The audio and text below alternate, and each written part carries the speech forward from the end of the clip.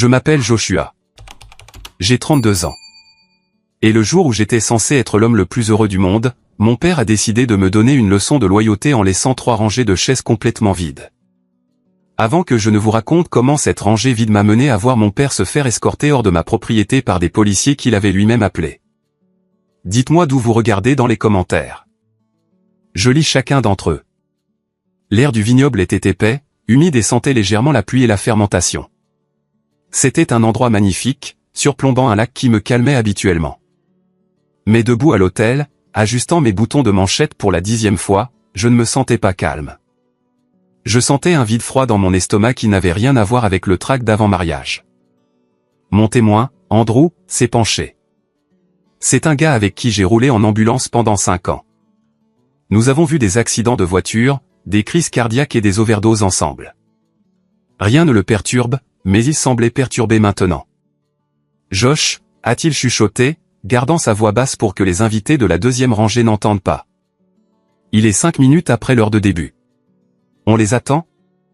J'ai regardé la foule. Ma femme Sarah a une famille énorme.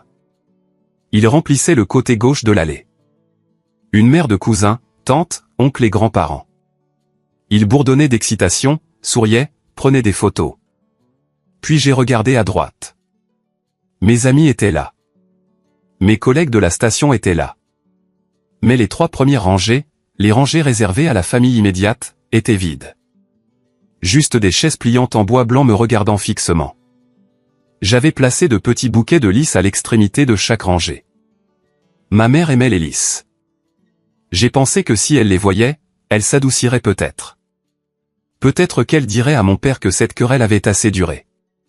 Mais les lys restaient là, flétrissant dans l'humidité. Non, ai-je dit à Andrew, ma voix sonnant plus posée que je ne me sentais. Nous n'attendons pas. Ils ne viendront pas. Andrew m'a fait un signe de tête bref. Il m'a serré l'épaule, une prise ferme et rassurante, et a fait signe à l'officiant. La musique a commencé. Sarah a descendu l'allée et elle était époustouflante. Pendant un instant, la colère a disparu. Elle était la seule personne qui me connaissait vraiment, celle qui savait à quel point ces chaises vides faisaient mal. Et pourtant, elle me regardait avec assez d'amour pour remplir tout le vignoble. Nous avons prononcé nos vœux.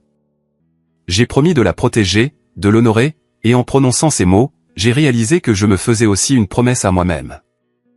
J'en avais fini de courir après des gens qui ne voulaient pas être rattrapés. La cérémonie a pris fin. Nous sommes remontés dans l'allée en tant que mari et femme. Les gens ont applaudi. Du riz a été jeté. Mais alors que nous tournions le coin pour nous diriger vers la tente de réception, la façade s'est fissurée. J'ai sorti mon téléphone de la poche de mon smoking. Je me suis dit que je vérifiais juste l'heure, mais je savais que je mentais.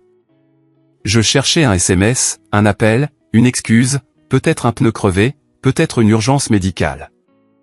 Tout était mieux que le silence de leur choix. Il y avait une notification. Mon cœur a bondi dans ma gorge. C'était de papa. J'ai arrêté de marcher. Sarah s'est arrêtée avec moi, sa main serrant la mienne. C'est eux, a-t-elle demandé, sa voix douce. J'ai ouvert le message. Il n'y avait aucune félicitation. Aucun, désolé d'avoir manqué ça. Aucun, j'espère que le temps a tenu bon. Le texte disait, puisque tu as économisé tellement d'argent en n'ayant pas de famille à ton mariage, tu paieras la compte pour la salle de Caleb. C'est juste. J'ai besoin de 8400 $ transférés d'ici mardi. Ne nous embarrasse pas. J'ai fixé l'écran. Les chiffres se sont brouillés. 8400 $. Josh, a demandé Sarah, se penchant pour regarder l'écran. Elle l'a lu et j'ai senti son corps se raidir à côté du mien. Il t'a envoyé une facture le jour de notre mariage. J'ai laissé échapper un rire. C'était un rire sec, sans humour, qui m'a un peu effrayé. Oui, il l'a fait. Mon père, Thomas, était un homme de logique, ou du moins de sa propre version tordue de la logique. Pour lui, les relations étaient transactionnelles. J'étais l'investissement censé rapporter des dividendes. Caleb, mon jeune frère, était l'actif de luxe qui nécessitait un entretien. Caleb allait se marier en août, dans 2 mois. Il voulait une réception au Grand Hôtel en centre-ville, un endroit où les assiettes commençaient à 150 $ par personne. J'avais choisi un vignoble spécifiquement parce que c'était beau mais abordable. Nous avons tout payé nous-mêmes, chaque centime. Ils pensent que parce qu'ils m'ont boycotté, ai-je dit, ma voix tremblant d'une rage que je n'avais pas laissé échapper depuis des années, que j'ai économisé de l'argent sur leur dîner et que cet argent appartient donc à Caleb. Ce n'est pas comme ça que ça marche, a dit Sarah, ses yeux brillants. Ce n'est pas comme ça que ça marche du tout, Josh. N'ose pas répondre. Je ne le ferai pas, ai-je dit. J'ai remis le téléphone dans ma poche. Pas aujourd'hui. Aujourd'hui, c'est nous. Nous sommes allés à la réception. Nous avons dansé. Nous avons bu du champagne. J'ai souri pour les photos. J'ai serré la main de l'oncle de Sarah, Bob, qui m'a dit que j'étais un homme bien et m'a accueilli dans la famille. Je me suis maîtrisé, mais au fond de mon esprit, ce message brûlait un trou dans ma poche. 8400 $. Ce n'était pas seulement l'argent. C'était le sentiment d'avoir droit. Mon père était un capitaine de pompiers à la retraite. C'était un pilier de la communauté. Tout le monde respectait Thomas. Il voyait le héros qui courait dans les bâtiments en feu. Il ne voyait pas l'homme qui dirigeait sa maison comme une dictature. Il ne voyait pas l'homme qui m'avait conditionné depuis l'âge de 16 ans à croire que ma valeur était mesurée à ma capacité de subvenir aux besoins de la famille. Je me suis souvenu quand j'ai eu mon premier emploi à emballer les courses. Papa prenait 40% de mon salaire. Logement et nourriture, c'est ce qu'il appelait ça. J'avais 16 ans quand Caleb a eu son premier emploi à 20 ans. Papa l'a laissé garder chaque centime parce que, Caleb a besoin de profiter de sa jeunesse. J'ai regardé Sarah de l'autre côté de la piste de danse, riant avec ses demoiselles d'honneur. Elle méritait mieux qu'un mari qui était un paillasson. Je me suis dirigé vers le bar et j'ai commandé un bourbon. Sec. Andrew s'est approché de moi. « Ça va ?» a-t-il demandé. « Mon père veut que je paie la salle de mariage de Caleb », ai-je dit d'un ton monocorde. Andrew s'est étouffé avec sa bière. « Tu plaisantes. Il n'est pas venu au tien, mais il veut que tu finances le sien. Il dit que c'est juste parce que j'ai économisé de l'argent sur leurs assiettes. » Andrew a posé sa bière lourdement sur le comptoir. « Ce n'est pas de la justice, Josh. C'est du racket. Tu le sais, n'est-ce pas? C'est de l'extorsion. »« Je sais, ai-je dit. » J'ai bu une gorgée de bourbon. Ça a brûlé, me ramenant à la réalité. « J'en ai assez, Andrew. Je crois que j'en ai enfin assez. »« Bien, » a dit Andrew. « Parce que si tu paies ça, je vais te botter le cul moi-même. » La nuit s'est achevée. Nous avons dit au revoir. Nous sommes montés dans la voiture, le panneau « Juste marié » accroché au pare-chocs arrière. C'était censé être le début de notre lune de miel. Nous ne partions pas en voyage immédiatement.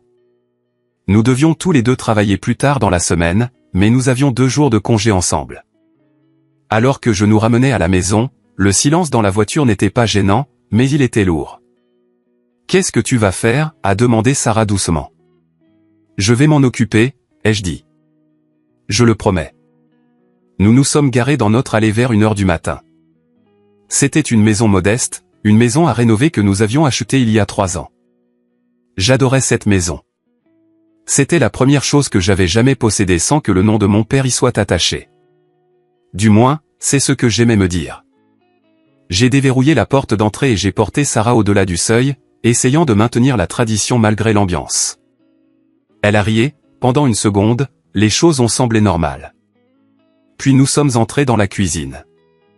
Là, posée sur l'îlot central, il y avait une canette de bière. Spécifiquement, une marque générique bon marché de bière légère, le genre que mon père buvait. J'ai figé. Sarah a halté. On a laissé ça dehors, a-t-elle demandé. On ne boit pas cette marque, ai-je dit, ma voix baissant d'une octave. Je me suis approché du comptoir. À côté de la canette de bière, il y avait un jeu de clés. Mes doubles des clés de la maison, celles que j'avais données à ma mère pour les urgences il y a 3 ans. Mon père était ici pendant que nous étions à notre mariage, le mariage auquel il avait refusé d'assister. Il s'était introduit chez moi. Il s'était assis dans ma cuisine, avait bu une bière et avait laissé ses clés sur le comptoir. C'était un message. Je peux aller et venir à ma guise. Tu ne peux pas me verrouiller dehors. Le message était la demande. Les clés étaient la menace. J'ai regardé Sarah. Son visage était pâle. Il était là, dans notre maison. Oui. Je ne me sens pas en sécurité, Josh, a-t-elle chuchoté. Ça a brisé quelque chose en moi. Entendre ma femme dire qu'elle ne se sentait pas en sécurité dans sa propre maison à cause de mon père. J'ai ressorti mon téléphone. J'ai ouvert l'application bancaire. Qu'est-ce que tu fais? A demandé Sarah. Il veut un virement. J'ai dit, je vais lui faire un virement. J'ai navigué jusqu'à la page de virement. J'ai sélectionné le compte de mon père, celui auquel j'avais envoyé des milliers de dollars au fil des ans pour des urgences familiales, des réparations automobiles et des frais médicaux que l'assurance n'était soi-disant pas censée couvrir. J'ai tapé le montant, $1, dans la ligne du mémo où j'écrivais habituellement « Je t'aime » ou « Pour les factures ». J'ai tapé « Meilleurs vœux pour Caleb. Tu vas en avoir besoin ». J'ai appuyé sur Envoyer. Puis j'ai ouvert Google et j'ai cherché « Serrurier 24H24 ». Prépare un sac pour la nuit, ai-je dit à Sarah. On ne dort pas tant que cette maison n'est pas sécurisée. Josh, il est 1h30 du matin, a-t-elle dit. Je m'en fiche, ai-je répondu en composant le numéro. Personne n'entre plus dans cette maison sans ma permission. L'abonnement à ma vie est annulé. Le téléphone a sonné 3 fois avant qu'une voix ensommeillée ne réponde. Serrurerie citadine. C'est Nicolas. J'ai besoin d'un changement de serrure d'urgence, ai-je dit, coupant court. Les portes extérieures, toutes. Peine dormant et poignée. Il y a eu une pause à l'autre bout. Le bruit de drap qui bouge. Monsieur, il est presque 2 heures du matin. Les tarifs d'urgence sont doublés. Vous êtes sûr que ça ne peut pas attendre le lever du soleil? Je me fiche du coup, ai-je dit, regardant la canette de bière sur mon comptoir comme s'il s'agissait d'un isotope radioactif. Je vous veux ici maintenant. Je paierai le triple si vous pouvez être là dans 20 minutes. En route, a dit Nicolas, le sommeil instantanément parti de sa voix. J'ai raccroché et je me suis tourné vers Sarah. Elle tenait les clés de rechange que mon père avait laissées. La manifestation physique de sa domination. Il ne les avait pas seulement laissées. Il les avait exposées. Il voulait que je sache que ma vie privée était un privilège qu'il accordait, pas un droit que je possédais. Je vais vérifier le reste de la maison, lui ai-je dit. Reste ici. J'ai traversé le couloir, vérifiant chaque pièce, la chambre d'amis, la salle de bain, notre chambre. Rien ne semblait déranger, mais l'air était lourd, vicié. J'ai ouvert mon placard. Mes vêtements étaient légèrement déplacés. Avait-il fouillé mes poches? Avait-il cherché des documents financiers? J'ai vérifié le petit coffre-fort dans le sol du placard. Il était toujours verrouillé. Je suis retourné à la cuisine. Il n'a rien pris, ai-je dit, il voulait juste marquer son territoire. Sarah était en colère maintenant. Le choc était passé. Il a sauté notre mariage pour s'introduire chez nous. Qui fait ça, Josh? Quel genre de père fait ça? Le genre qui pense qu'il possède ses enfants, ai-je marmonné. 20 minutes plus tard, une fourgonnette s'est garée dans l'allée. Nicolas était un grand gaillard, barbu, portant une combinaison qui avait connu des jours meilleurs. Il m'a regardé, puis Sarah, puis la canette de bière que je n'avais toujours pas jetée. « Effraction » a-t-il demandé, sortant une boîte à outils de sa camionnette. « Famille » ai-je dit. Nicolas a hoché lentement la tête. « Ah, parfois c'est pire. » Il s'est mis au travail. Le son de la perceuse mordant dans le métal de la porte d'entrée était le son le plus fort du quartier. Pour moi, cela sonnait comme la liberté. Cela sonnait comme des chaînes qui se brisaient. Pendant que Nicolas travaillait, mon téléphone a sonné. C'était papa. Il devait avoir reçu la notification de la banque. SMS, c'est une blague? Je vois $1. Tu as oublié quelques zéros. Corrige ça. Je n'ai pas répondu. SMS, Joshua, ne joue pas à ça avec moi. Caleb compte sur ça. Tu as une responsabilité envers cette famille. J'ai regardé Nicolas remplacer la gâche sur le cadre de la porte. Hey, Nicolas. Oui. Pouvez-vous installer ces peines dormants haute sécurité? Ceux qui sont à l'épreuve des cambrioleurs. Les médicaux. Cher, mais oui, ils sont pratiquement de qualité forteresse. Faites-le, ai-je dit. Mon téléphone a sonné à nouveau. SMS, tu es égoïste. Après tout ce que j'ai fait pour toi, je t'ai mis un toit sur la tête. Je t'ai fait devenir un homme. Tu vas jeter ça pour un acompte?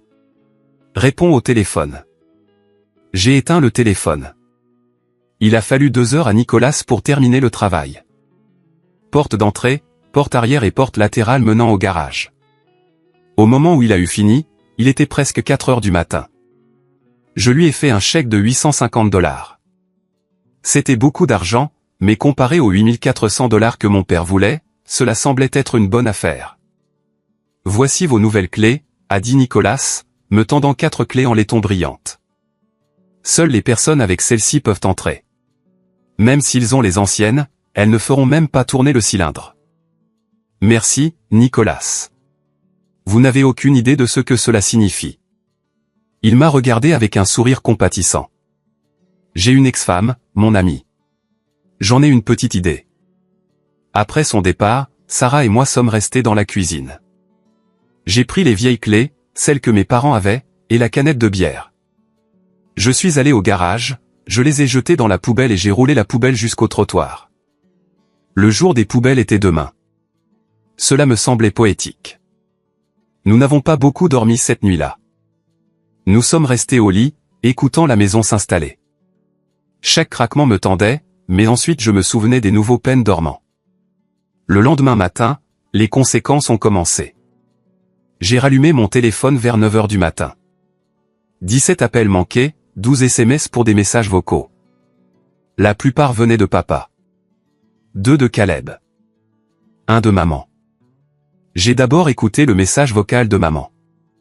Sa voix était tremblante, petite. Joshua, s'il te plaît. Ton père est très en colère. Envoie juste l'argent. Tu sais comment il est. Nous ne voulons pas d'ennui. Fais juste. Fais ce qui est juste pour ton frère. C'était maman, la pacificatrice, la facilitatrice. Elle ne criait jamais. Elle n'exigeait jamais. Elle se contentait de culpabiliser. Elle vous faisait sentir que c'était vous qui causiez le chaos en refusant de vous soumettre au tyran. Je l'ai supprimé. Puis j'ai écouté celui de Caleb. Frérot, sérieusement, la salle a besoin du chèque d'ici mardi ou nous perdons la date. Papa dit que tu retiens l'argent. Ne sois pas un con, mec. Tu sais que je suis bon pour ça. Je te rembourserai plus tard. J'ai éclaté de rire. Caleb n'avait jamais remboursé personne de sa vie. C'était l'enfant chéri. Le soleil se levait et se couchait sur ses caprices. Je me suis assis à la table de la cuisine avec une tasse de café. Sarah était assise en face de moi, faisant défiler son iPad. Ils font exploser mon téléphone aussi, a-t-elle dit sans lever les yeux. Ton père m'a envoyé un SMS. Il a dit que je devais te faire entendre raison. Bloque-le, ai-je dit. C'est déjà fait. Elle a levé les yeux, ses yeux féroces. Alors, c'est quoi le plan? Parce qu'ils ne vont pas s'arrêter. Je sais, ai-je dit. Le plan est simple. Nous allons au travail. Nous vivons nos vies et nous ne leur donnons pas un centime. Pas un seul centime. Ils savent où nous vivons. Josh, qu'ils viennent, ai-je dit, même si mon estomac se tordait à cette pensée. Je veux les voir essayer d'entrer avec ces clés. J'ai passé le reste de la journée dans un état d'hypervigilance. Je m'attendais à ce que le camion de mon père rugisse dans l'allée à tout moment, mais le dimanche est passé tranquillement. Le silence était presque pire que les cris. C'était le silence d'un prédateur traquant sa proie. Lundi matin, je suis retourné travailler à la station. Je suis ambulancier. C'est un travail qui exige de la concentration. On ne peut pas penser à ses problèmes familiaux quand on essaie d'intuber un gars à l'arrière d'un véhicule en mouvement. Andrew était mon partenaire ce jour-là. Alors que nous vérifions l'équipement de l'ambulance, il m'a regardé. Tu as l'air mal en point, Josh. Merci. J'ai dormi environ 3 heures. Tu l'as payé? Je lui ai envoyé $1, ai-je dit. Andrew a arrêté de vérifier la bouteille d'oxygène. Il a eu un sourire lent et large. Tu lui as envoyé $1. C'est légendaire et aussi dangereux. Thomas n'aime pas être moqué. Il s'est introduit chez moi, Andrew. Il a laissé une canette de bière sur le comptoir. Le visage d'Andrew s'est assombri. Ok, donc nous sommes passés du différend familial au délit d'intrusion criminelle. J'ai changé les serrures. Bien, mais fais attention. Les gens comme ton père. Quand ils perdent le contrôle, ils essaient de tout brûler. Andrew avait raison. Je ne savais tout simplement pas à quel point il avait raison. Le mardi est passé. La date limite pour l'acompte de la salle. Mon téléphone était étonnamment silencieux. Pas d'appel, pas de SMS. Le mercredi est arrivé. Toujours rien. J'ai commencé à me détendre. Peut-être qu'ils avaient abandonné. Peut-être qu'ils avaient trouvé un autre pigeon pour payer le mariage. Peut-être, juste peut-être, mon père avait-il réalisé qu'il était allé trop loin. J'étais naïf. Le jeudi après-midi, je suis rentré d'un quart de 24 heures. J'étais épuisé. J'ai garé ma voiture, une berline délabrée avec 150 000 km au compteur, à côté du SUV compact de Sarah. Je me suis dirigé vers la boîte aux lettres. Elle était pleine à craquer. J'ai feuilleté le courrier. Pub, facture, pub, facture, puis une épaisse enveloppe. Courrier recommandé. Adresse de l'expéditeur. Les cabinets d'avocats Davison et Associés. J'ai froncé les sourcils. Je ne connaissais aucun Davison. J'ai déchiré l'enveloppe là, dans l'allée. J'ai sorti une pile de documents juridiques. Assignation et plainte. Mes yeux ont parcouru le jargon juridique dense. Plaignant Thomas Miller. Défendeur Joshua Miller. Mes mains ont commencé à trembler. Chef d'accusation 1, fraude. Chef d'accusation 2, détournement de fonds. Chef d'accusation 3, maltraitance des personnes âgées. Je me suis appuyé contre ma voiture, sentant le sang se retirer de mon visage.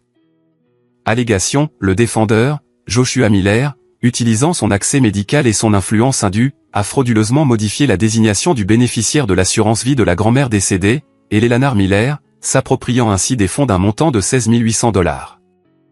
J'ai halté. 16 800 $. Ma grand-mère était décédée il y a 2 ans. Elle m'avait laissé une petite police, juste assez pour couvrir ses funérailles et un petit extra. J'avais utilisé cet argent exactement comme elle l'avait demandé pour son enterrement et pour rembourser certaines de ses dettes restantes. Mais le chiffre de 16 800 $, c'était exactement le double des 8 400 $ que mon père voulait pour le mariage de Caleb. Il ne me poursuivait pas seulement. Il essayait de m'incriminer. Il m'accusait de voler une femme morte pour détruire ma réputation, mettre en péril ma licence d'ambulancier et me forcer à transiger. Il ne voulait pas de justice. Il voulait un levier. J'ai regardé la maison, ma forteresse avec les nouvelles serrures. Il l'avait gardée physiquement à l'extérieur, mais il avait trouvé un moyen d'entrer légalement. « Tu veux une guerre, papa ?» ai-je chuchoté à l'allée vide. « D'accord, tu l'as. » Je suis entré et j'ai jeté les documents juridiques sur la table de la cuisine. Le bruit sourd qu'ils ont fait a ressemblé à un coup de marteau qui s'abattait sur ma vie. Sarah est entrée un instant plus tard, a vu mon visage, puis les papiers. Elle n'a pas demandé. Elle les a juste pris et a commencé à lire. Maltraitance des personnes âgées, a-t-elle chuchoté, horrifiée. Il t'accuse de maltraitance des personnes âgées? Tu étais le seul à rendre visite à Nana à la maison de retraite. Tu étais celui qui la nourrissait à la cuillère quand ses mains tremblaient trop. Il le sait, ai-je dit, arpentant la cuisine. Il ne se soucie pas de la vérité. Il se soucie de la licence. C'était le coup de grâce. Dans mon état, si vous avez une accusation en instance ou un jugement civil impliquant la fraude ou la maltraitance des personnes âgées, votre licence d'ambulancier est automatiquement suspendue en attendant l'enquête. Si je perdais ma licence, je perdais mon revenu. Si je perdais mon revenu, je ne pouvais pas payer l'hypothèque. Il visait la jugulaire. Pourquoi, a demandé Sarah, les larmes aux yeux. Pourquoi te déteste-t-il autant? Il ne me déteste pas, ai-je dit, arrêtant mes allées et venues. Il pense juste que je suis un outil qui a cessé de fonctionner. Et quand un outil cesse de fonctionner, on le martèle jusqu'à ce qu'il fonctionne. Pour comprendre pourquoi cela se produisait, il faut comprendre l'argent. Dans ma famille, l'argent n'était pas une monnaie. C'était une arme. Il y a 6 ans, je voulais aller à l'école d'ambulancier. Le programme coûtait 12 350 $. Je n'avais pas encore le crédit pour un prêt parce que j'étais jeune et papa ne m'avait jamais laissé construire un historique financier. Papa est intervenu. Je vais le payer, a-t-il dit. Il a joué le patriarche bienveillant. Je couvrirai tes frais de scolarité. Tu te concentres sur tes études. J'ai pensé qu'il était un père. Je me suis trompé. C'était un usurier. Dès que j'ai obtenu mon diplôme et mon premier emploi, le plan de remboursement a commencé. Mais ce n'était pas seulement les 12 350 $. Il a ajouté des intérêts. Il a ajouté des frais administratifs. Il a ajouté le coût de l'essence qu'il a utilisé pour me conduire 2 fois en classe. Pendant 3 ans, je lui ai payé 500 $ par mois. Chaque mois, si j'avais un jour de retard, il se présentait à ma station et faisait une scène devant mon capitaine. Un homme paie ses dettes, Joshua, Beglail. J'ai calculé une fois. Je lui avais remboursé près de 18 000 $ pour un prêt de 12 000 $. Pendant ce temps, il y avait Caleb. Quand Caleb a eu 21 ans, alors que je mangeais des nouilles ramen pour payer l'usure de papa, je suis arrivé dans l'allée pour le dîner du dimanche et je l'ai vu. Un tout nouveau Porsche Macan, jantes noires brillantes, un ruban rouge sur le capot. Caleb sautait de joie, criant. Maman applaudissait. Papa rayonnait de fierté, la poitrine bombée. C'est la voiture de qui? Avais-je demandé stupidement. C'est le cadeau d'anniversaire de Caleb, a gazouillé maman. N'est-ce pas magnifique? J'ai regardé papa. Tu lui as acheté une Porsche. Tu m'as dit la semaine dernière que tu étais à court d'argent quand j'ai demandé à reporter mon paiement. Le visage de papa s'est durci. C'est différent, Joshua. Caleb a besoin d'un véhicule fiable pour se rendre à ses stages. L'image compte dans les affaires. Caleb n'avait pas de stage. Caleb était un DJ indépendant qui travaillait peut-être 2 week-ends par mois. Je conduis une Honda de 10 ans qui fuit de l'huile, ai-je dit. Et je te paie 500 $ par mois pour l'école. Caleb a-t-il payé pour ça? Papa s'est approché de moi, envahissant mon espace personnel. Tu es le frère aîné. Tu es censé te sacrifier. Caleb est délicat. Il a besoin d'aide. Tu as un métier. Tu peux travailler. Ne sois pas jaloux. C'est laid. La jalousie? Non, c'était de la rage. C'est ce jour-là que j'ai réalisé que les règles étaient truquées. J'étais le cheval de trait. Caleb était le poney de spectacle. Il y a 6 mois, j'ai finalement craqué. J'ai contracté un prêt personnel auprès d'une caisse de crédit. Sarah m'a aidé à co-signer, et j'ai fait un chèque à papa pour le solde restant des frais de scolarité, plus 1000 $ supplémentaires juste pour le faire taire. Je l'ai envoyé par courrier recommandé avec une lettre, payée en totalité. Ne me demande plus jamais d'argent. Il n'a jamais encaissé le chèque. Il l'a déchiré et m'a dit, je ne veux pas de l'argent de ta banque. Je veux que tu respectes les paiements hebdomadaires. Cela forge le caractère. J'ai arrêté de le payer de toute façon. C'est à ce moment-là que la guerre froide a commencé. C'est pourquoi les rangées étaient vides à mon mariage. Et maintenant, ce procès. Nous avons besoin d'un avocat, ai-je dit à Sarah. Un vrai, pas le gars qui a fait notre clôture. Nous n'avons pas d'argent pour un avocat de haut vol, Josh, a-t-elle dit en regardant notre tableau budgétaire sur le réfrigérateur. Nous avons le fonds de la maison, ai-je dit. L'argent de la rénovation. C'est pour la chambre de bébé, a-t-elle dit doucement. Nous essayons de tomber enceinte. Nous voulions aménager la chambre d'amis. Je l'ai regardé et mon cœur s'est brisé. Je sais, mais si je perds ma licence, il n'y aura pas de chambre de bébé. Il n'y aura pas de maison. Elle a fermé les yeux, a pris une profonde inspiration et a hoché la tête.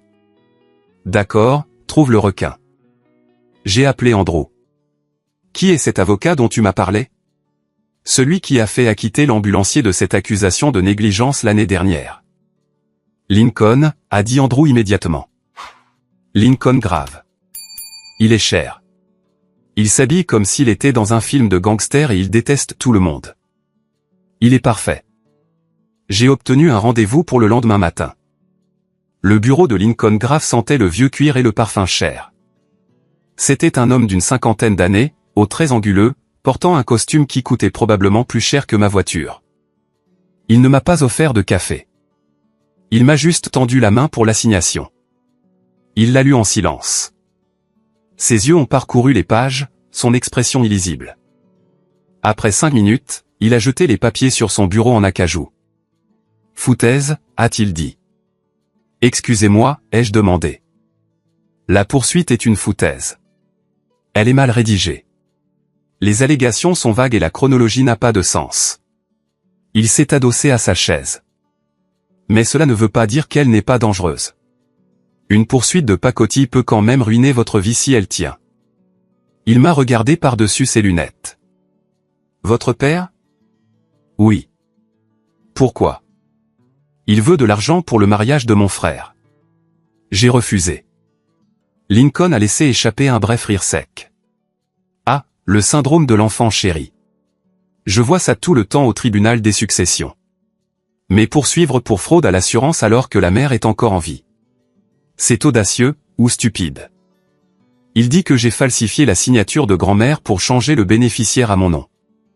Lincoln a tapoté son stylo sur le bureau. L'avez-vous fait? Non. Grand-mère l'a changé elle-même 6 mois avant de mourir. Elle savait que mon père le dépenserait pour les dettes de jeu de Caleb ou des voitures. Elle voulait s'assurer que ses funérailles étaient payées. Pouvez-vous le prouver? J'ai les documents originaux de la police et le registre du notaire. Bien. Lincoln s'est levé. Voici ce que nous allons faire. Nous n'allons pas seulement nous défendre. Nous allons contre-attaquer pour abus de procédure, diffamation et infliction intentionnelle de détresse émotionnelle. Nous allons rendre cela si douloureux pour votre père qu'il souhaitera n'avoir jamais appris à envoyer des SMS. Je veux juste qu'il nous laisse tranquilles, ai-je dit.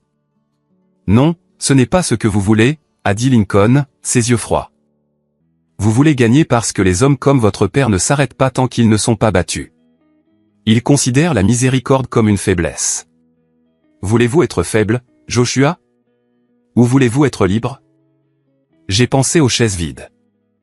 J'ai pensé à la canette de bière. J'ai pensé à Sarah effrayée dans sa propre cuisine. Je veux être libre, ai-je dit. Alors faites-moi un chèque de provision de $5000, a dit Lincoln. Et ne dites absolument rien à votre père. J'ai quitté son bureau en me sentant plus léger, mais aussi terrifié. Je venais de déclarer la guerre totale à ma propre famille. Je pensais que les choses iraient lentement. Les batailles juridiques prennent généralement des mois. Mais mon père n'était pas patient. Il a réalisé que je ne répondais pas immédiatement à l'assignation, alors il a décidé d'intensifier. Il a décidé de s'en prendre à la maison. Samedi matin, 7h15. J'étais dans la cuisine en train de faire du café. Le soleil se levait à peine, projetant de longues ombres sur la pelouse. C'était censé être un week-end paisible. Puis j'ai vu les lumières clignotantes se refléter sur la fenêtre de la cuisine, bleue et rouge. Mon estomac s'est noué. J'ai marché jusqu'à la fenêtre avant et j'ai regardé à travers les stores. Il y avait une voiture de shérif garée sur le trottoir, et juste derrière, le pick-up de mon père. Mon père était debout sur la pelouse, gesticulant sauvagement. À côté de lui se tenait maman, regardant le sol, et face à eux, un adjoint du shérif. « Sarah » ai-je crié en courant dans le couloir. « Réveille-toi. Ils sont là. » Sarah est sortie de la chambre en trébuchant, vêtue de sa robe de chambre. « Qui ? » ?»« Papa, maman et les flics. »« Les flics ? Pourquoi ? » ?»« Je ne sais pas. Reste à l'intérieur. Garde ton téléphone en mode enregistrement. » J'ai ouvert la porte d'entrée et je suis sorti sur le porche. L'air du matin était frais, mais je transpirais. Dès que papa m'a vu, il a pointé un doigt comme une arme. Le voilà. C'est le voleur. C'est l'occupant sans droit ni titre. L'adjoint s'est tourné vers moi. C'était Isaiah. Je le connaissais. Pas bien, mais nous avions été sur des scènes ensemble. C'était un homme décent, strict, mais généralement juste. « Bonjour, Isaiah », ai-je dit, essayant de garder ma voix calme. J'ai descendu les marches, m'arrêtant à mi-chemin. Je ne voulais pas descendre à leur niveau. Je voulais le terrain élevé, littéralement. « Joshua », a dit Isaiah, touchant le bord de son chapeau. Il avait l'air mal à l'aise. « Votre père nous a appelés. Il a une plainte concernant l'accès à la propriété. » L'accès. J'ai regardé papa. Il était rouge de colère, vibrant de rage. Il a changé les serrures, a crié papa. J'ai essayé d'entrer pour prendre mes outils dans le garage et ma clé ne fonctionnait pas. Je possède cette maison. Il n'a pas le droit de me verrouiller hors de ma propre propriété. Il a brandi un morceau de papier. J'ai l'acte ici. J'ai co-signé pour cette maison. C'est mon bien. J'ai regardé maman. Elle n'a pas croisé mon regard. Elle se tordait les mains. Une habitude nerveuse qu'elle avait depuis des années. Elle savait que c'était mal, mais elle avait trop peur de l'arrêter. « Est-ce vrai, Joshua ?» a demandé Isaiah. « Son nom figure-t-il sur le titre ?»« Il a co-signé l'hypothèque il y a 3 ans, ai-je dit. »« Parce que la banque l'exigeait à l'époque. »« Ah » a crié papa triomphalement. « Vous voyez, co-signé. Cela signifie que je suis propriétaire. Et en vertu de la loi de l'État, vous ne pouvez pas verrouiller un propriétaire hors de sa résidence principale. Arrêtez-le pour expulsion illégale. » Il appréciait ça. Il jouait pour les voisins. J'ai vu Ryan, mon voisin d'à côté, regarder derrière ses rideaux. Papa pensait qu'il m'avait mis échec et mat. Il pensait que j'étais toujours le gamin effrayé qui ne comprenait rien aux finances. Il pensait que je ne connaissais pas les papiers, mais il avait oublié quelque chose. Il avait oublié l'année sombre. Il y a 3 ans, juste après que nous ayons acheté la maison, papa a été poursuivi en justice. Un conflit commercial désordonné impliquant un travail de construction bâclé sur lequel il avait été consultant. Il était terrifié à l'idée de tout perdre. Il s'est empressé de cacher ses biens. Il est venu me voir paniquer. « Josh, s'ils voient mon nom sur ta maison, ils y mettront un privilège. Nous devons temporairement retirer mon nom du titre de propriété. » Alors, nous sommes allés chez un notaire. Il a signé un acte de renonciation. Un document qui lui transférait légalement tous ses intérêts dans la propriété. Il l'a fait pour sauver sa propre peau. Plus tard, la poursuite contre lui a été abandonnée. Il a oublié l'acte. Il n'a jamais demandé à être réintégré et je ne le lui ai jamais rappelé. J'ai regardé Isaiah. Puis-je entrer et récupérer un document ? Faites vite, a dit Isaiah. Je suis entré. Sarah filmait depuis la fenêtre. Tu as ça ? A-t-elle demandé. Regarde ça, ai-je dit. Je suis allé au coffre-fort. J'ai sorti le dossier marqué « Maison ». J'ai trouvé l'acte de renonciation tamponné, notarié et enregistré auprès du greffier du comté. Je suis ressorti. Papa avait un sourire narquois. Prépare tes valises, mon garçon. Nous vendons la maison pour payer le mariage. Puisque tu ne donneras pas d'argent, nous allons liquider le bien. J'ai tendu le papier à Isaiah. Qu'est-ce que c'est ? A claqué papa. Ça, ai-je dit, c'est un acte de renonciation signé par Thomas Miller, daté du 14 octobre 2021. Renonçant à tous les droits, titres et intérêts dans la propriété à Joshua Miller. Isaiah a lu le document. Il a vérifié le sceau. Il a vérifié le timbre d'enregistrement. Il a levé les yeux vers papa. Son expression avait changé. La sympathie avait disparu. « Monsieur Miller », a dit Isaiah, sa voix prenant ce ton officiel de policier. « Est-ce votre signature ?» Papa a plissé les yeux sur le papier, son visage est passé du rouge au violet. Il a essayé de l'attraper, mais Isaiah l'a retiré. C'était juste une formalité, a balbutié papa. Nous ne le pensions pas. C'était juste sur papier. Aux yeux de la loi, le papier est tout ce qui compte, a dit Isaiah. Selon ceci, vous n'avez aucune propriété de cette maison. Vous n'êtes pas un locataire. Vous n'êtes pas un résident. Isaiah s'est tourné vers moi. Le voulez-vous ici? Non, ai-je dit clairement. Je veux qu'il parte et qu'il soit expulsé pour intrusion. S'il revient, je veux qu'il soit arrêté. Espèce de petite crapule ingrate.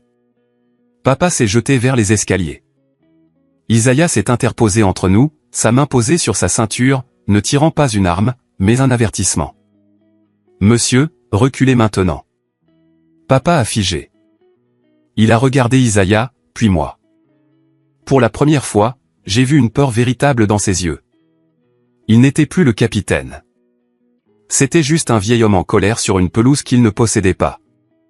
Tu voles ma maison, a sifflé papa. Après tout ce que j'ai sacrifié. Tu l'as donné pour te sauver, ai-je dit froidement. Tu as oublié. Pas moi.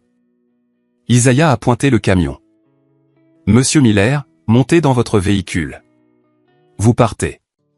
Si vous revenez à cette adresse, vous serez placé en garde à vue pour intrusion criminelle et harcèlement.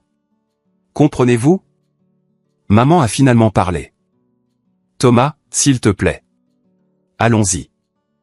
Elle lui a tiré la manche. Papa a retiré son bras. Il m'a regardé avec une haine pure. Ce n'est pas fini.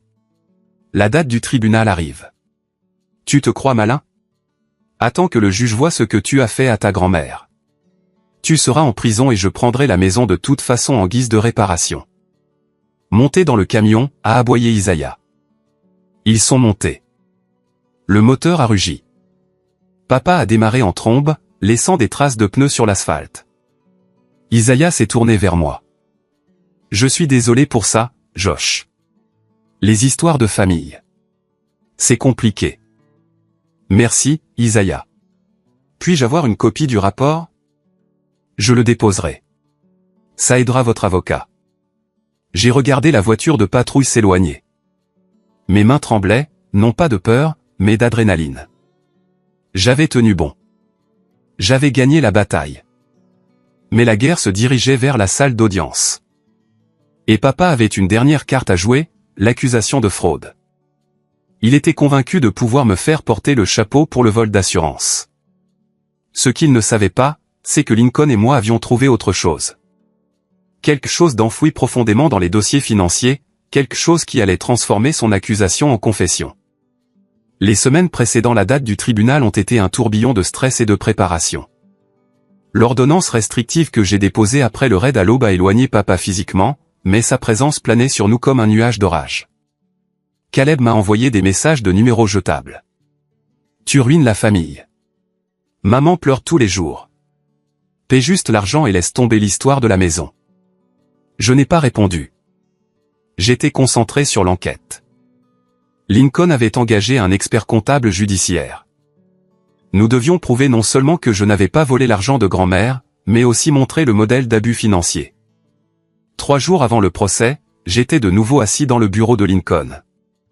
Cette fois, il y avait du café. Nous l'avons trouvé, a dit Lincoln. Il a posé un épais classeur sur le bureau. Trouvé quoi? Les 16 800 $.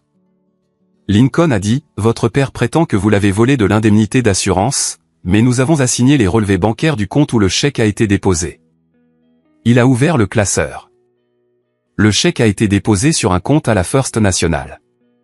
Un compte au nom de Joshua Miller. Mon cœur s'est arrêté. Je n'ai pas de compte à la First National. Exactement, a dit Lincoln. Mais quelqu'un en a ouvert un à votre nom en utilisant votre numéro de sécurité sociale. En utilisant votre ancienne adresse, l'adresse de vos parents. Il a montré une carte de signature. Regardez la signature. Il était écrit Joshua Miller, mais le J était bouclé. Le M était pointu. Ce n'est pas ma signature, ai-je chuchoté. C'est l'écriture de papa. Il essaie de copier la mienne, mais il boucle toujours le J comme ça. Nous avons fait analyser l'écriture par un expert. C'est une correspondance à 99% avec Thomas Miller. Les pièces du puzzle se sont mises en place. Papa avait falsifié ma signature pour ouvrir un compte, déposer le chèque de grand-mère, qui était légalement le mien, puis avait retiré l'argent qu'il m'avait volé, et maintenant il me poursuivait pour le même argent qu'il avait volé. comptant sur le fait que le compte était à mon nom pour me faire paraître coupable. Ça empire, a dit Lincoln. Sa voix était sombre. Nous avons examiné l'historique des retraits de ce compte. Où est allé l'argent? La majeure partie a été retirée en espèces, mais il y a eu un virement électronique. 5 000 $.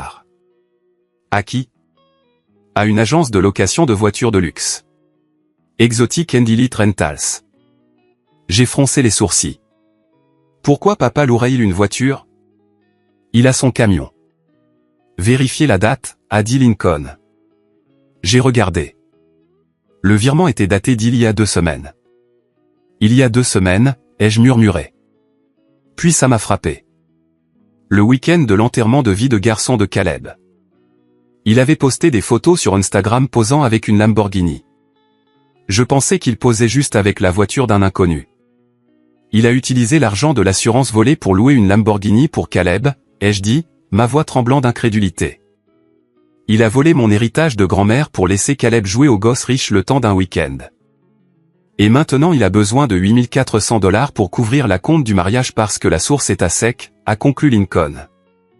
Il a déshabillé Pierre pour habiller Paul et maintenant il essaie de poursuivre Pierre pour habiller Paul à nouveau. Je me suis penché en arrière sur la chaise. Je me sentais malade. Ce n'était pas seulement de la cupidité. C'était un manque total d'humanité. J'étais du bétail pour lui. Ce n'est plus seulement une défense civile, a dit Lincoln. C'est un vol d'identité criminelle, une fraude, un faux. Si nous présentons cela au tribunal, votre père ne perd pas seulement le procès. Il va en prison. Il m'a regardé dans les yeux. Êtes-vous prêt pour ça, Joshua? Une fois que nous sonnons cette cloche, vous ne pouvez plus la faire taire. Il ira en prison. J'ai pensé à maman. J'ai pensé aux vacances.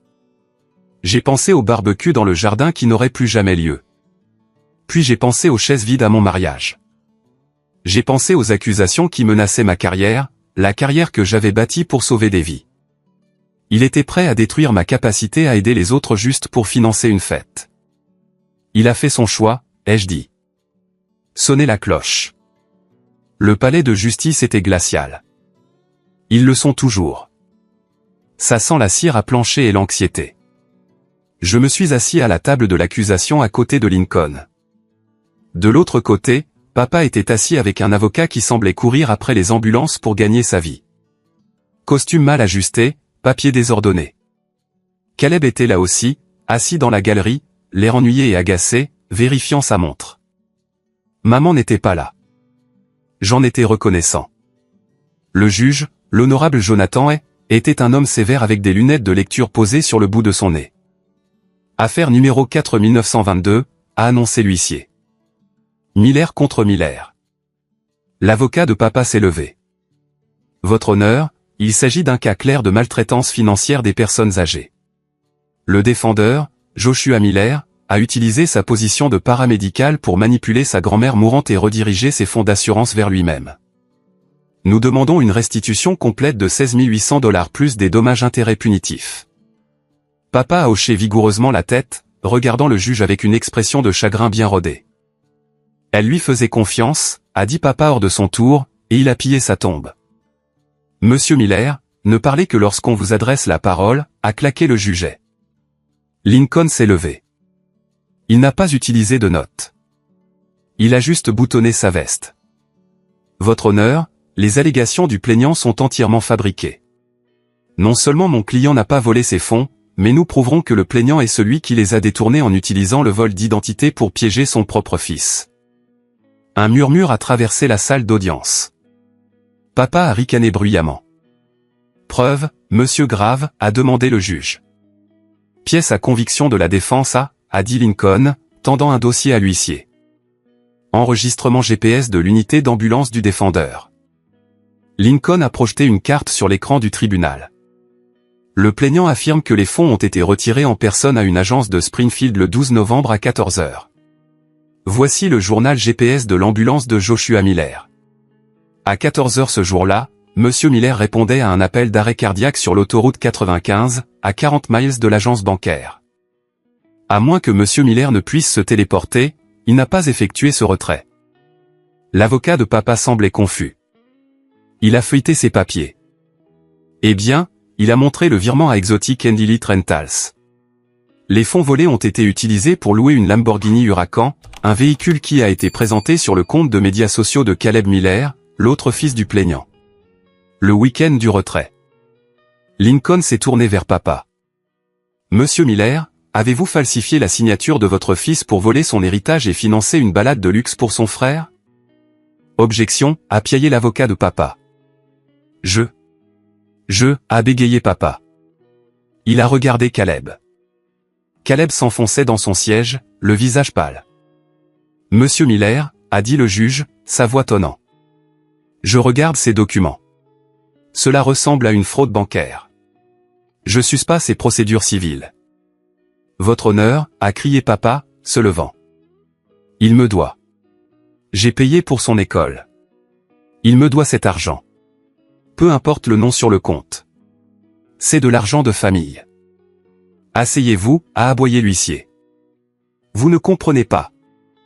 Papa était en train de perdre les pédales. Le masque du respectable capitaine des pompiers glissait.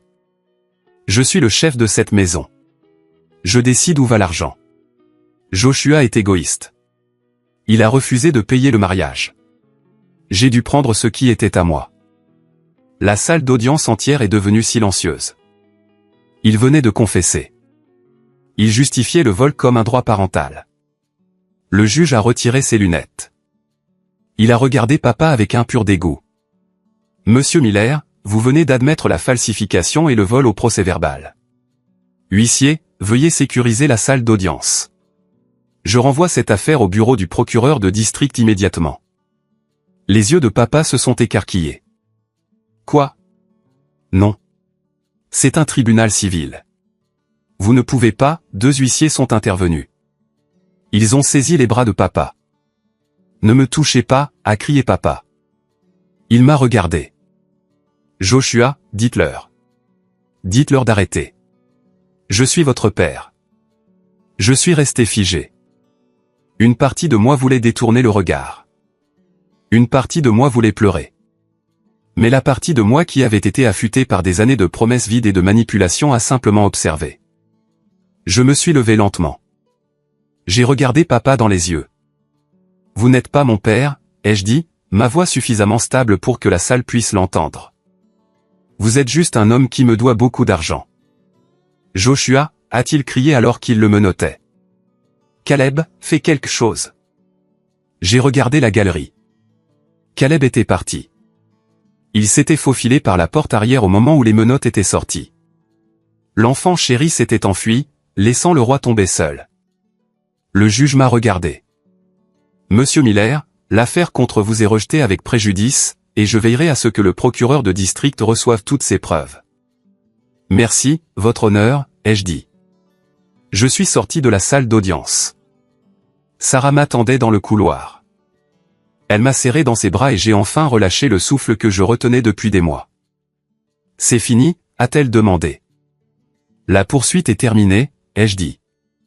Mais le reste ne fait que commencer. Papa était en garde à vue. Caleb était en fuite de ses propres dettes, et je me tenais là, un homme libre. Mais il restait un dernier détail, un autre secret que Lincoln avait trouvé. Quelque chose qui impliquait la seule chose que papa appréciait plus que l'argent. Sa médaille du mérite. Le bruit des menottes qui se referment est distinct. C'est mécanique, froid et définitif. C'était le dernier son que mon père, Thomas Miller, a entendu en tant qu'homme libre. Alors que les huissiers l'escortent par la porte latérale, il ne me regarde pas. Il regarde le siège vide où Caleb était assis quelques instants auparavant. Même dans sa chute, sa préoccupation était pour l'enfant chéri qu'il avait abandonné dès que le navire a commencé à couler. Je suis resté à la table des accusés pendant longtemps après que la salle d'audience se soit vidée. Lincoln, mon avocat, rangeait sa mallette avec l'efficacité décontractée d'un homme qui venait de gagner une partie d'échecs contre un pigeon. « Ça va, Josh ?» a demandé Lincoln, fermant les loquets de sa mallette. « Je ne sais pas, ai-je dit. Honnêtement, je pensais que je me sentirais heureux ou vengé, mais je me sens juste fatigué. »« C'est normal, » a dit Lincoln. « L'adrénaline est une drogue puissante, et vous venez de vous effondrer. Rentrez chez vous, embrassez votre femme. Nous avons beaucoup de paperasse à faire la semaine prochaine, mais pour aujourd'hui, vous avez terminé. Je suis sorti dans le couloir. Sarah était là, arpentant. Elle a couru vers moi et a enfoui son visage dans ma poitrine. Je l'ai tenue, sentant son shampoing, me ramenant à la réalité que nous étions en sécurité. Mais le couloir n'était pas vide. Ma mère, Martha, se tenait près des ascenseurs. Elle paraissait plus petite que je ne l'avais jamais vue. Son visage était pâle, ses yeux rouges et gonflés. Elle ne me regardait pas avec soulagement.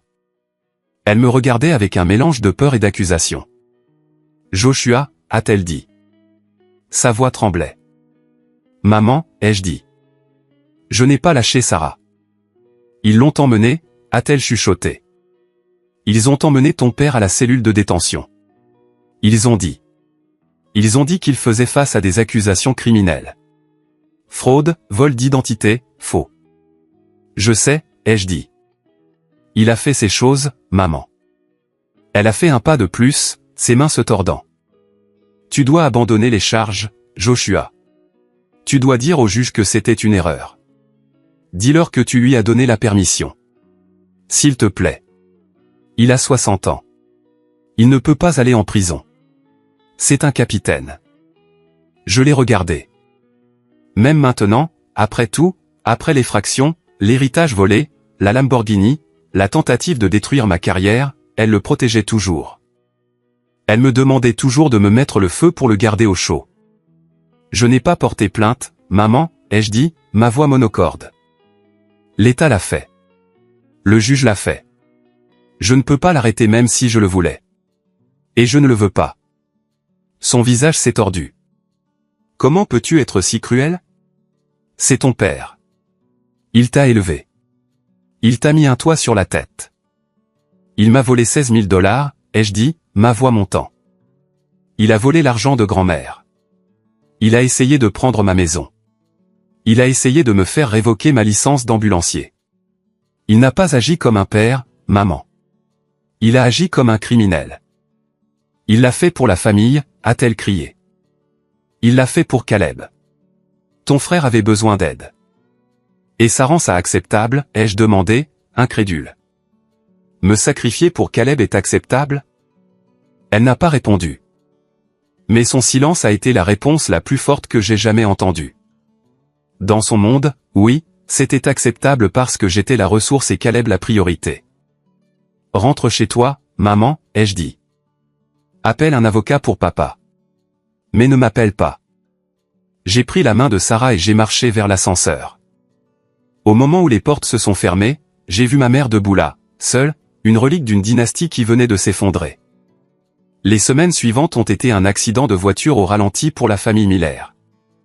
Lincoln m'a tenu au courant.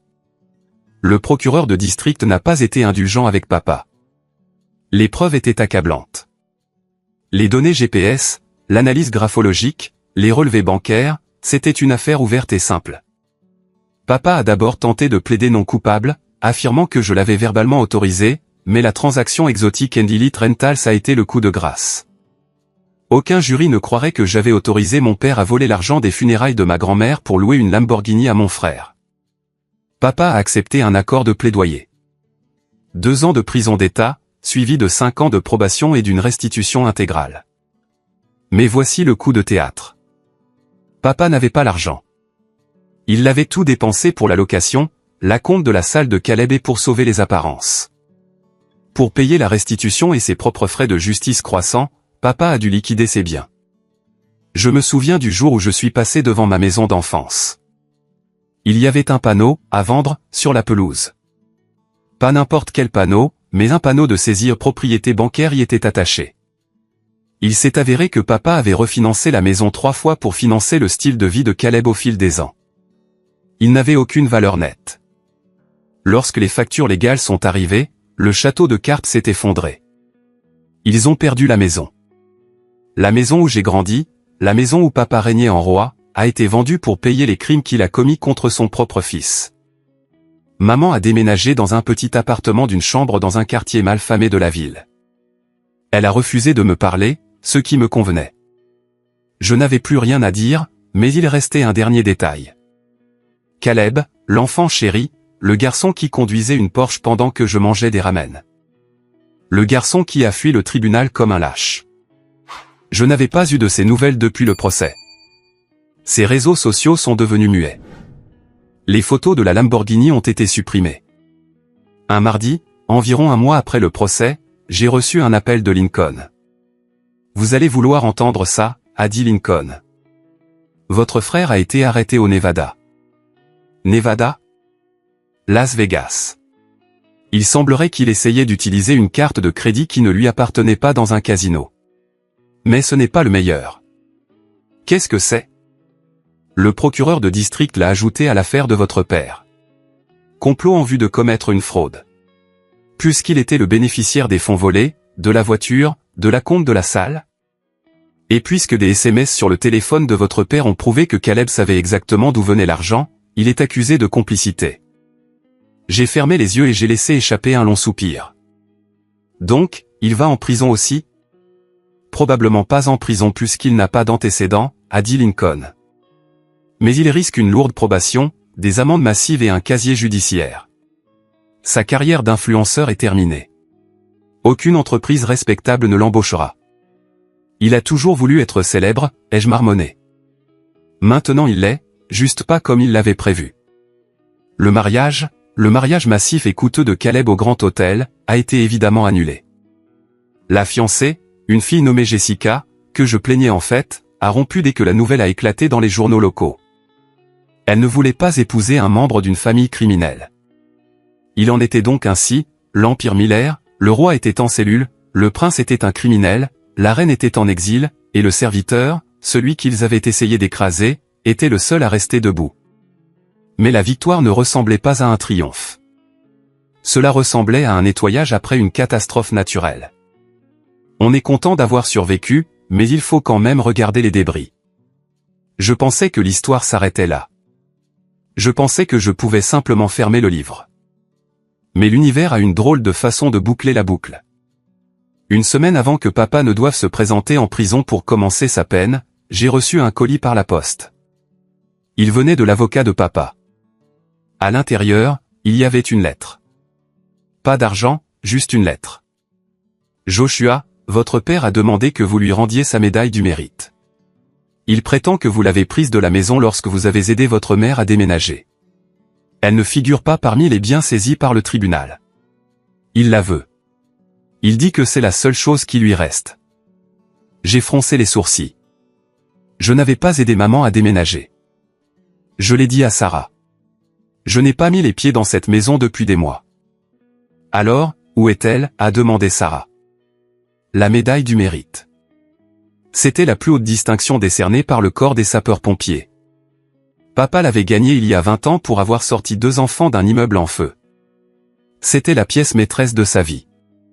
Elle était accrochée dans une vitrine dans le salon. Il en polissait la vitre tous les dimanches. Il se définissait par cette médaille. C'était son bouclier contre le monde.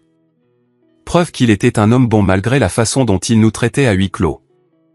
Si elle n'était pas dans la maison et que le tribunal ne l'avait pas prise, où était-elle? Une terrible suspicion a commencé à se former dans mon ventre. Je suis allé au garage et j'ai fouillé dans une vieille boîte d'affaires de Caleb qui avait fini chez moi il y a des années.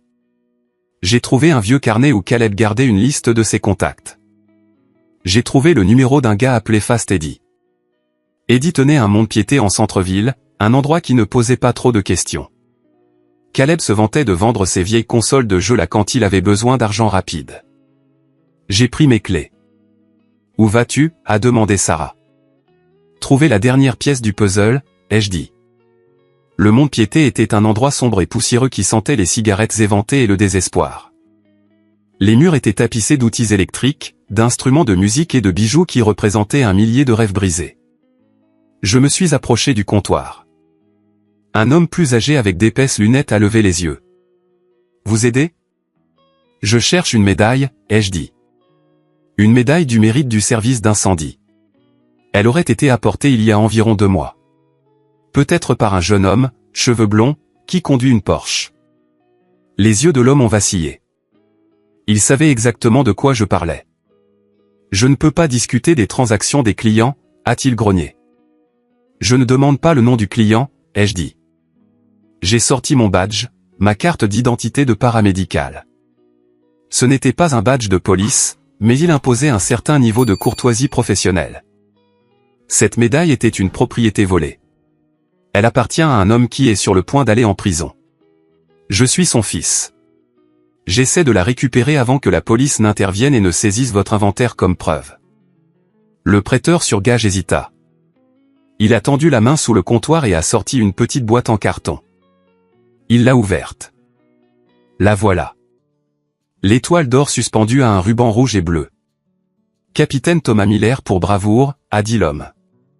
Le gamin a dit que son père était mort et le lui avait laissé. Il voulait de l'argent pour un investissement commercial. Laissez-moi deviner, ai-je dit. Il voulait 5000 $. Proche. Je lui ai donné 3. Il l'a pris. Caleb. Mon estomac s'est noué. Caleb avait volé la seule chose qui comptait vraiment pour papa. Il n'a pas volé de l'argent cette fois. Il a volé l'identité de papa, sa fierté, son héritage. Et il l'a fait pour 3000, probablement pour payer une table VIP dans un club ou un voyage d'un week-end. Papa pensait que je l'avais prise par méchanceté. Il ne pouvait pas concevoir que son enfant chéri, le garçon qu'il avait détruit sa vie pour protéger, avait vendu son héroïsme pour de l'argent de poche. Combien pour la récupérer, ai-je demandé. Les tickets ont expiré, a dit l'homme. Elle est à vendre maintenant. J'ai mis un prix de 4000 dessus. C'est de l'or véritable. J'ai fixé la médaille. Je détestais mon père. Je détestais ce qu'il m'avait fait. Mais voir cette médaille posée dans une sale boîte en carton dans un mont-de-piété. Cela me semblait mal. Non pas parce que papa le méritait, mais parce que l'acte de bravoure qu'il avait mérité était réel. Ces 2 enfants qu'il avait sauvés étaient réels. Et j'ai réalisé autre chose. Si je la laissais ici, je laissais Caleb gagner. Je laissais le fléau de ma famille tout consumeur, même les quelques bonnes choses qui s'étaient produites. Je la prends, ai-je dit. J'ai sorti ma carte de crédit, celle que Sarah et moi utilisions pour les urgences. Nous économisions pour une lune de miel. 4000, a dit l'homme. Bien. Je suis sorti de ce magasin avec la vitrine sous le bras. Elle était lourde, plus lourde qu'il n'y paraissait. Je me suis assis dans ma voiture et je l'ai regardée. La vitre était tachée. Le fond en velours était poussiéreux. J'en ai pris une photo. J'ai envoyé la photo à Lincoln. Dis à papa que j'ai trouvé sa médaille. Dis-lui que Caleb l'a vendue à un mont-de-piété pour 3000 $ des semaines avant le procès. Dis-lui que je l'ai racheté. Je n'ai pas attendu de réponse. J'ai démarré la voiture. Le SMS de Lincoln est revenu 1 heure plus tard. Je lui ai dit. Il ne m'a pas cru au début. Je lui ai montré le reçu du mont-de-piété que vous avez envoyé. Il n'a rien dit. Il s'est juste assis et a pleuré. Il veut savoir quand vous la lui apportez. J'ai regardé le téléphone et j'ai ressenti un étrange sentiment de calme. Je ne le ferai pas, me suis-je chuchoté. Je n'allais pas la lui apporter. La lui rendre serait une gentillesse qu'il n'avait pas méritée. Ce serait une validation qu'il était toujours le héros. Il n'était plus le héros. C'était un criminel. C'était un père qui dévorait ses propres enfants. Mais je n'allais pas la garder non plus.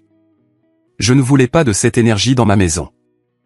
Je ne voulais pas la regarder et me souvenir de l'homme qui valorisait un morceau de métal plus que sa propre chair et son propre sang.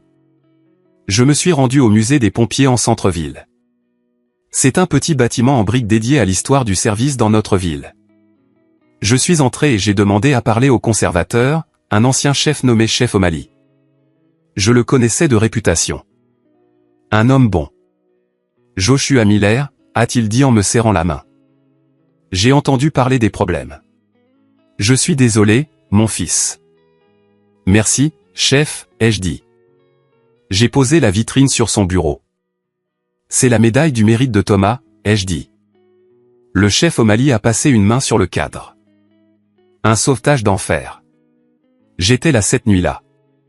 Votre père était un lion. Il l'était, ai-je dit, mais il n'est plus cet homme. Pourquoi me l'apportez-vous? Je veux la donner, ai-je dit, au musée. C'est généreux. Nous pouvons mettre une plaque. Donnée par le capitaine Thomas Miller. Non, ai-je dit fermement. J'ai pris un stylo et un morceau de papier sur son bureau. J'ai écrit un nom. Je veux que la plaque indique, en mémoire d'Eleanor Miller, la seule qui n'a jamais oublié la valeur de la vérité. Eleanor était ma grand-mère. La femme dont papa avait volé l'héritage. La femme dont l'argent était censé l'enterrer dignement mais a été utilisé pour louer une voiture de sport. Le chef O'Malley a regardé le papier puis moi. Il n'a pas posé de questions. Il a vu la détermination dans mes yeux. Nous pouvons faire ça, a-t-il dit. Elle sera dans le hall d'honneur. Merci, chef. Je suis sorti du musée et le soleil se couchait. Le ciel était une brillante traînée de violet et d'orange. Pour la première fois depuis des années, l'air ne semblait pas lourd. Je suis rentré chez moi. Quand je me suis garé dans l'allée, j'ai vu Sarah assise sur le porche d'entrée. Elle avait 2 verres de vin et un bol de pop-corn. « Tu as l'air différent », a-t-elle dit alors que je montais les marches. « Je me sens différent », ai-je dit. C'est parti. La médaille, le poids. Je me suis assis à côté d'elle. Nous avons regardé les réverbères s'allumer. Lincoln a appelé, a dit Sarah. Il a dit que ton père avait viré son avocat après avoir découvert la médaille. Il va en prison la semaine prochaine seul. Aucune famille ne le verra partir. Et Caleb est toujours au Nevada en attente d'extradition. Maman va bien. Maman appelle tout le monde dans la famille élargie en leur disant « Tu es le diable ». J'ai bu une gorgée de vin. Laisse-la parler. Les gens qui comptent connaissent la vérité. Et les gens qui la croient, ils ne comptent pas. 6 mois se sont écoulés depuis ce jour. La vie a trouvé un rythme que je n'aurais jamais cru possible. Un rythme de paix. Nous avons enfin terminé la chambre de bébé. Nous l'avons peinte d'un doux vert sauge. Sarah est enceinte de 4 mois. Nous l'avons découvert la semaine dernière. C'est un garçon. Nous ne l'appelons pas Thomas. Nous ne l'appelons pas Caleb. Nous l'appelons Léo, d'après le grand-père de Sarah. Je travaille toujours comme ambulancier. De temps en temps, je passe devant l'ancienne maison. Des étrangers y vivent maintenant. Ils ont planté un jardin dans la cour avant où papa garait son camion. Elle a l'air mieux. Elle a l'air d'une maison, pas d'une forteresse. Je n'ai pas parlé à papa. Je sais qu'il est dans un établissement de sécurité moyenne dans le nord de l'État. J'envoie de l'argent sur son compte de cantine 1 fois par mois. Pas beaucoup, juste assez pour du dentifrice et du savon. Je n'envoie pas de lettres. Je ne rends pas visite. L'argent est anonyme. Je le fais non pas parce qu'il le mérite, mais parce que je refuse d'être l'homme qui laisse quelqu'un sans rien. C'est ce qu'il est. Ce n'est pas ce que je suis. Caleb travaille dans une station de lavage de voitures à Reno dans le cadre de son programme de libération conditionnelle avec travail. D'après ce que j'entends, il déteste ça. Une bonne façon de forger le caractère. Les rangées vides à mon mariage me hantaient autrefois. Je me réveillais au milieu de la nuit en voyant ces chaises blanches et en ressentant le rejet dans mes os. Mais maintenant, quand je regarde mes photos de mariage, je ne vois pas les chaises vides. Je vois les gens qui étaient là. Je vois Andrew, mon témoin, qui m'a soutenu quand je m'écroulais. Je vois mes collègues qui ont couvert mon quart pour que je puisse aller au tribunal. Je vois la famille de Sarah, qui m'a accueilli sans hésitation. Et je vois Sarah, la femme qui se tenait dans la cuisine pendant qu'un serrurier perçait la porte à 2 heures du matin et me disait que nous allions survivre à ça. J'ai réalisé que la famille n'est pas un nom statique. C'est un verbe, quelque chose que l'on fait. On fait famille avec les gens en étant présent, en les respectant, en les aimant sans conditions ni factures attachées. Mon père pensait que la famille était une propriété. Mon frère pensait que la famille était une ressource. Ma mère pensait que la famille était un culte du silence. J'ai brisé le cycle. Mon fils ne saura jamais ce que c'est que d'être un investissement. Il ne recevra jamais de facture pour son existence. Il n'aura jamais à acheter l'amour de son propre père. La semaine dernière, Andrew et moi répondions à un appel. Un homme âgé était tombé dans son jardin. Son fils était là, lui tenant la main, pleurant, lui disant que tout irait bien. L'amour dans les yeux de ce fils était si pur, si terrifié par la perte. Andrew m'a regardé alors que nous chargions le patient dans l'ambulance. « Tu seras ce genre de père, Josh ?» J'ai souri. « Oui, je le serai. Je suis Joshua Miller. Je suis un mari, un paramédical et un futur père.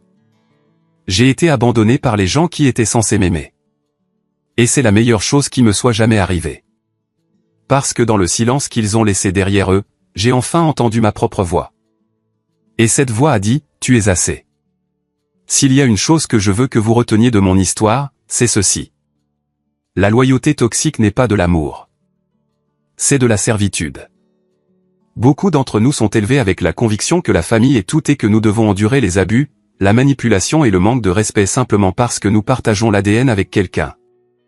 Mon père a utilisé cette conviction comme une arme pour me contrôler et me voler financièrement et émotionnellement. Il comptait sur ma culpabilité pour me maintenir en ligne.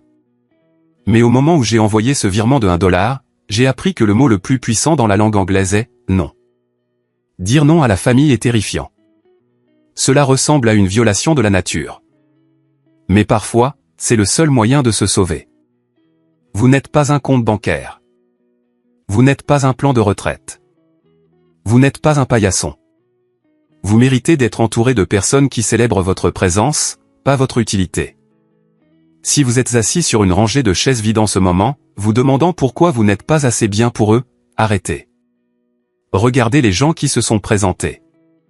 C'est votre famille. J'aimerais avoir de vos nouvelles. Avez-vous déjà dû rompre les liens avec un membre de votre famille pour sauver votre propre équilibre mental? Était-ce la chose la plus difficile que vous ayez jamais faite ou la plus libératrice? Laissez un commentaire ci-dessous avec votre histoire ou si cela a résonné en vous, commentez simplement « Bien ». Faites-moi savoir que nous sommes ensemble dans cette démarche, brisant les cycles et construisant de meilleurs avenirs. Merci d'avoir écouté mon parcours. Restez fort, restez en sécurité, et souvenez-vous, vous détenez les clés de votre propre vie. Ne les donnez jamais.